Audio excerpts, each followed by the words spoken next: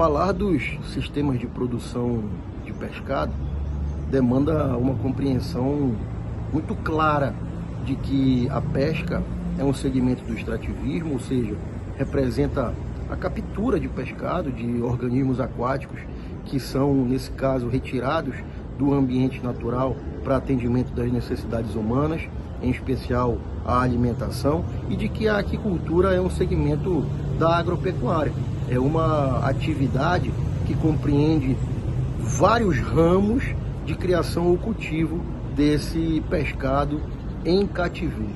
Nesse contexto, no ano de 2023, nós tivemos aí pela primeira vez no planeta uma produção da aquicultura superior à produção da pesca. Isso já era esperado, dada a condição de sobreexploração dos principais estoques pesqueiros no mundo. Ou seja, a produção do extrativismo está estagnada desde meados da década de 80, enquanto a produção da aquicultura cresce vertiginosamente. Inclusive, é o segmento da produção animal que mais cresce no planeta. No que diz respeito ao Brasil, a piscicultura continental é o ramo mais importante do ponto de vista produtivo e econômico também, tendo como principal espécie a tilápia. A tilápia representa cerca de 60% da produção nacional, seguida pelos peixes redondos.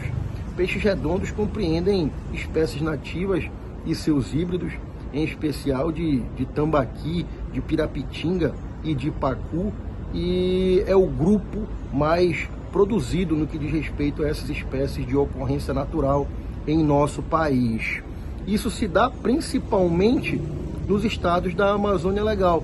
e essa caracterização territorial ela abrange 9 estados, e aí eu posso citar Acre, Rondônia, Roraima, Amazonas, Mato Grosso, Tocantins, o estado do Pará, o estado do Amapá e o Maranhão. No contexto desses 9 estados, o que a gente tem são 3 grandes produtores, 3 produções extremamente relevantes de piscicultura de água doce, nesse caso o estado de Rondônia, o estado do Mato Grosso e o estado do Maranhão, e 3 grandes consumidores de pescado, 3 estados que se destacam nesse aspecto de adquirir produtos da piscicultura, além de ter um consumo muito relevante do extrativismo, da produção pesqueira. E aí eu posso citar o estado do Amazonas, o estado do Amapá e o estado do Pará. É complexo a gente falar em termos percentuais de crescimento da aquicultura, dada a fragilidade dos dados. Nós temos dados estatísticos que são nos apresentados anualmente pelo Instituto Brasileiro de Geografia e Estatística, através da pesquisa da pecuária municipal, uma iniciativa do IBGE que, como eu bem coloquei, tem uma metodologia frágil e nos deixa numa condição não confortável para definição, literalmente, de políticas públicas capazes de estruturar as cadeias produtivas desse segmento. E tem uma iniciativa que, apesar de não ser oficial, é um dado também relevante, um dado que precisa ser considerado, que é da Associação Brasileira de Piscicultura, a Peixe-BR. Ela nos traz anualmente, por meio de um documento, a produção de todos os estados brasileiros de tilápia, de peixes redondos e de outras espécies, cadeias produtivas desse segmento. E tem uma iniciativa que, apesar de não ser oficial, é um dado também relevante, um dado que precisa ser considerado, que é da Associação Brasileira de Piscicultura, a Peixe-BR. Ela nos traz anualmente, por meio de um documento, a produção de todos os estados brasileiros de tilápia, de peixes redondos e de outras espécies, tá? Mas onde é que eu quero chegar? Qual é o cenário atual para a gente poder discutir um possível aumento ou decréscimo nessa produção em termos percentuais? Existe uma variação muito grande nessa informação do que é passado pelo órgão oficial do IBGE e do que é passado pela Peixe-BR, ou seja, dependendo do dado que você estiver utilizando, você pode dizer que essa atividade cresceu muito num espaço muito curto de tempo ou que ela se manteve estagnada. Como eu bem coloquei, a fragilidade desses dados faz com que não seja pertinente, não seja a melhor abordagem essa questão de ter percentuais estabelecidos de crescimento ou de decréscimo dessa produção. E no que diz respeito a esse estudo do Instituto Escolhas, a informação mais relevante que eles trouxeram foi justamente a quantificação precisa do número de empreendimentos de piscicultura em viveiros escavados no âmbito dos 9 estados da Amazônia Legal. Além de trazer o número dessas iniciativas, também foi quantificada a área de cada uma delas, nos permitindo uma caracterização por porte dos empreendimentos, em pequeno, médio e grande, para que a gente possa, obviamente, ter aí um retrato fiel dessa atividade, não só em termos de aglomeração de iniciativas, de número de iniciativas, mas também de porte dessas iniciativas e compreender que ela é formada principalmente por iniciativas de pequeno porte e que a gente conta ainda com organizações sociais pouco atuantes no sentido de adquirir insumos de forma coletiva e de praticar a comercialização em grupo.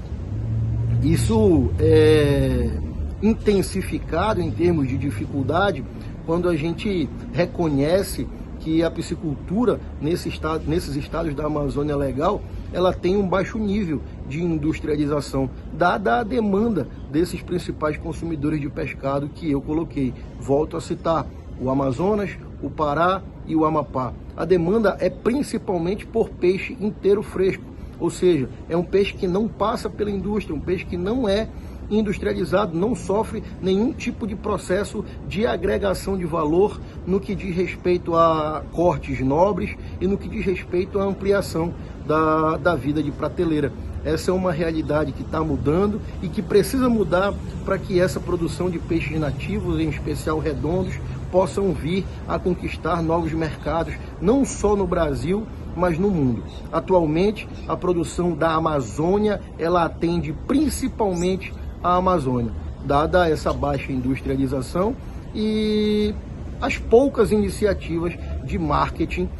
que permitem aos principais mercados e que pagam bem por esse pescado conhecer esses nossos produtos. Então, o que a gente tem muito hoje ainda é potencial mercadológico para o tambaqui, para a pirapitinga, para o pirarucu, para o matrinchã e para diversas outras espécies que são concebidas na região da Amazônia Legal e que conseguem ter uma cadeia produtiva estruturada e competitiva a fim de atender aos mais diversos mercados, como eu coloquei.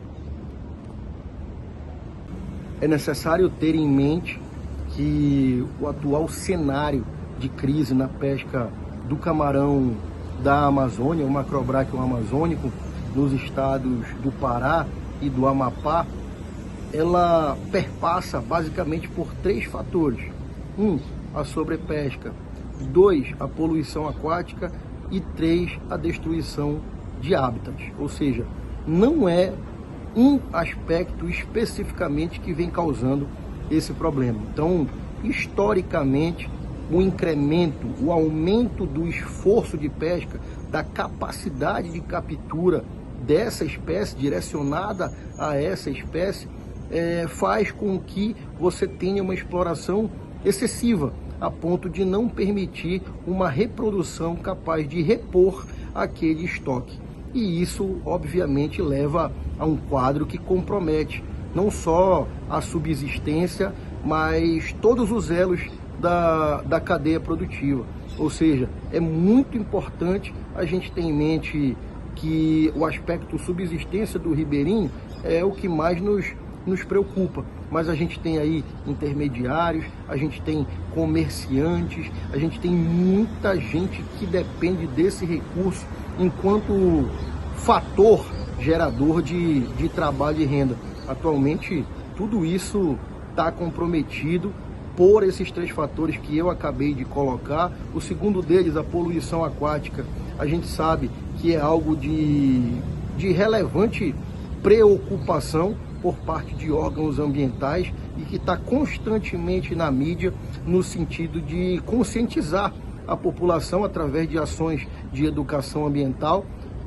para evitar um consumo e um descarte inadequado hoje de absolutamente tudo que nós usamos em nosso dia a dia. E isso, quando chega ao ambiente aquático, promove, obviamente, mudanças, impactos significativos na vida desses seres que são extremamente relevantes também do ponto de vista socioeconômico nessa região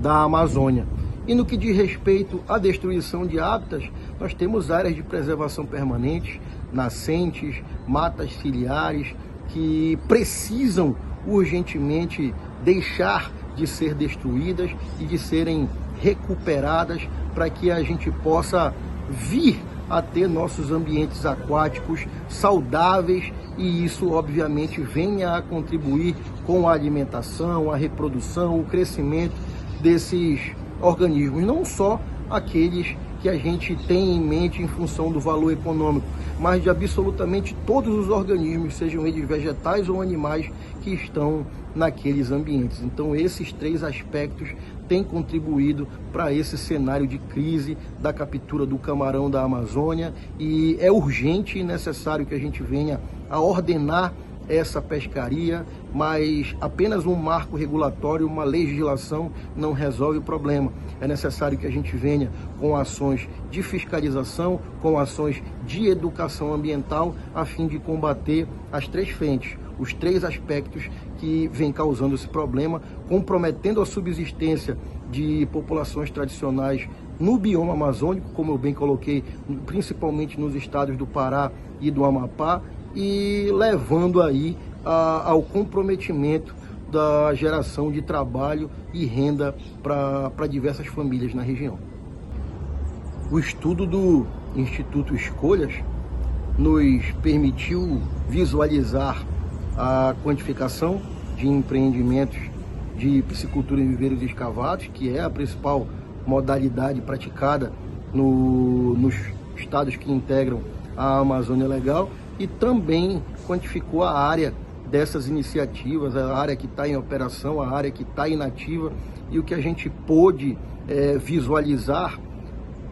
pegando esse dado e cruzando essa informação com as nossas perspectivas de produção, independente da fonte, independente se a fonte é o Instituto Brasileiro de Geografia e Estatística, se a fonte é a Associação Brasileira da Piscicultura, é que a produtividade da piscicultura na Amazônia ainda é muito baixa. Nesse contexto, a gente precisa de gestões no aspecto produtivo e econômico mais profissionais. Isso perpassa diretamente por capacitação dos produtores, mas principalmente por assistência técnica a esses produtores, que por serem caracterizados principalmente como iniciativas de pequeno porte, demandam por investimento público nessas agências, nessas empresas de assistência técnica e extensão rural, na contratação de profissionais especializados nesse segmento que tenham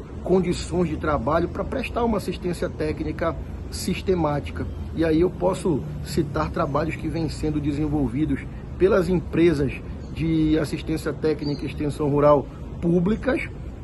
e também pelo Serviço Nacional de Aprendizagem Rural por meio de um programa de assistência técnica e gerencial na piscicultura, o ATEG Piscicultura, uma iniciativa relativamente recente e que tem feito a diferença em estados como o Maranhão, o Pará e o Mato Grosso. Então, essa baixa produtividade demanda por um maior profissionalismo que perpassa pela capacitação dos produtores e por assistência técnica sistemática, além de insumos de qualidade nos aspectos genéticos, sanitários e a possibilidade, obviamente, de atração de investimentos para que a gente possa ter cada vez mais iniciativas de produção de ração nessa região visto que em determinados locais essa ração ainda chega a um preço muito elevado, tornando essa cadeia produtiva menos competitiva. Então esses são os principais desafios a serem superados no âmbito da cadeia produtiva da piscicultura nos estados da Amazônia Legal. Além da industrialização, como bem foi falado, caso a gente queira sair dessa condição de produzir pescado para atender ao mercado regional e passe a ter uma visão capaz de ofertar esses produtos com cortes nobres, capazes de agregar valor, com ampliação da vida de prateleira desses produtos, ganhando o Brasil e, por que não, os mais diversos mercados do planeta.